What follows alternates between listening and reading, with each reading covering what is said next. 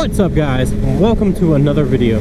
So today I want to talk about a situation that I see happen all too often. So you got somebody who's on a, say, a Ninja 400 or like a CBR 600RR, right? And this is like their first or second bike. They've been riding for, 6 months, maybe a year, and they get together with a group and they ride with some what I'll call bike night guys, where they're straight lining on a highway, or they see a stretch of road like this that's a straight line for like half a mile, and they just gun it fast as they can go, and then they slam on the brakes before they get to the corner. And those guys will tell them, hey man, you got that Ninja 400, you got the CBR 600, you need to step it up, man, you need to get you a 1000 or something like that. And I feel like I sound like Cycle Cruiser when I say 1000, because he has like such a dramatic, you gotta get you at 1000 double R, baby. I know you guys know who Cycle Cruiser is, because he's been around for a long time. So anyways, you'll ride with people and they might tell you like, oh, you need to get you a 1000, or you ride a 400, you need to get you a 600 or whatever. And I think a 600 is more than capable of 100% of the riding that you'll find on the street.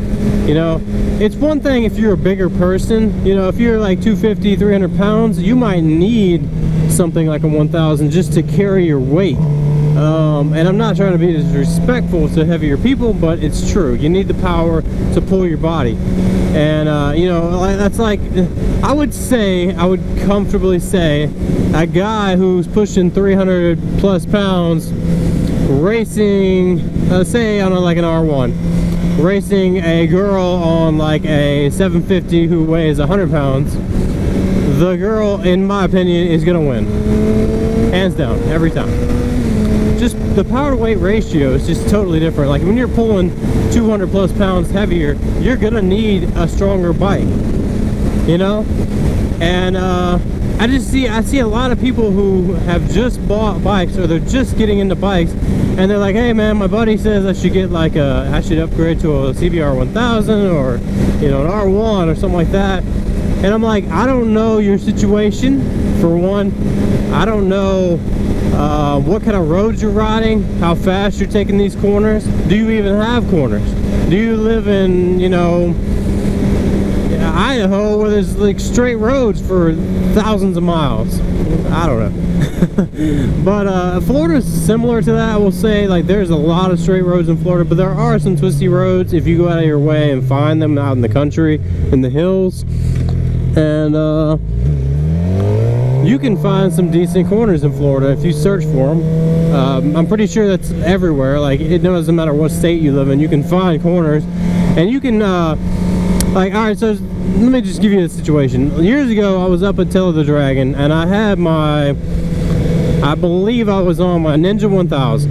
And I had met this guy. He was actually from Fayetteville, North Carolina. That's how we connected, because it's close to where I grew up, near Fort Bragg. If you're military, you'll know where that's at. It's one of the biggest bases in the world. So anyways, I met up with this guy, and he was on a ZX10R. So I had a Ninja 1000, not as fast as a ZX10, but it was still kick 600s out, no doubt. So anyways, he was a very good rider, a very fast rider. So like, I was following this guy, and this was up at Tail of the Dragon. I met him at Iron Horse Motorcycle Resort, and little gravel. Met him at the Iron Horse Motorcycle Resort. Super nice guy. We hit it off. We rode together for quite a few days. We were taking Moonshiner 28 up to Tail of the Dragon, and this guy was like leaving me in the dust, and I'm like, this is insane. Like, this dude's so fast. So we get up to Tail of the Dragon. Keep in mind, this is my first time at Tail of the Dragon, right? We get up there, and we both got 1000 sport bikes. Mine was more like an upright sport bike. His was a super sport. So anyways, we get to the Tail of the Dragon. He takes me down a run, and we're cruising, like 40, 45, and I feel like we're flying. Like, I feel like we're going super fast. Like, I'm pushing my comfort zone pretty good. all of a sudden, this old guy comes up behind me. I didn't know he was an old guy at the time, but this guy comes up from behind me, and he's on a literally like a 1990 like Ninja 250, like the old school Ninja 250. Passes both of us on the inside of the corner. Not that I condone that, but it was just like, I was like, whoa, he scared the living crap out of both of us. We both kind of like jumped and looked at each other and kind of shook our heads like, what the heck? You know, we get up to the tail of the dragon. By this time, he's already passed like 10 riders on the tail of the dragon. Not that I condone this type of riding, but it was just, I mean, we get up to the top of the tail of the dragon, the guy takes his helmet off. He's like 80 years old. And I'm just like, what the hell? And I go to ask him, like, what are you doing, dude? You scared the shit out of me. And he's like, oh, I'm sorry. I pass people on the inside all the time. I'm local around here, whatever. And I was like, dude, this was like, bear in mind, this was 6 years ago. So if you're a local up there, you may or may not know who this is. But anyways, this dude was hauling. And he was on a 250. And he was literally faster than everyone that was at the Dragon that day. And he was on a 250. It was just, blows my mind. And that just goes to show you that it doesn't matter how fast of a bike you have. Obviously in straight lines like this, it does matter. But in the corners, you know, you can have a 600 and be well capable of everything that a 1000 is capable of. And to me, have more fun winding it out on those corners.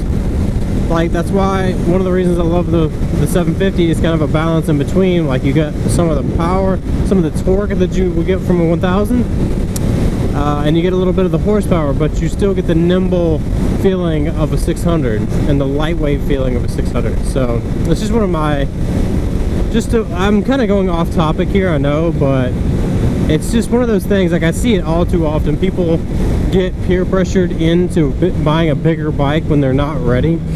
And so if you have your 400 and you're not comfortable in corners, or your CBR 600 and you're not comfortable in corners yet, or you feel like you can gain progress, oh, there's some gravel, okay, she saw it. So if you feel like you're still uncomfortable on whatever bike you have, I would say do not upgrade until you feel like that bike and you are one. Like, it's just easy to ride. And that's honestly how I feel like I am on my 750, but I feel like I don't need to upgrade to a 1000 because I'm not pushing myself to that limit. So it's just some food for thought, you guys. If you're in that situation, comment down below and give your specific situation, and maybe somebody can help you out. Maybe me, I don't know, maybe somebody else. All right guys, I will see you in the next video. Peace and ride safe.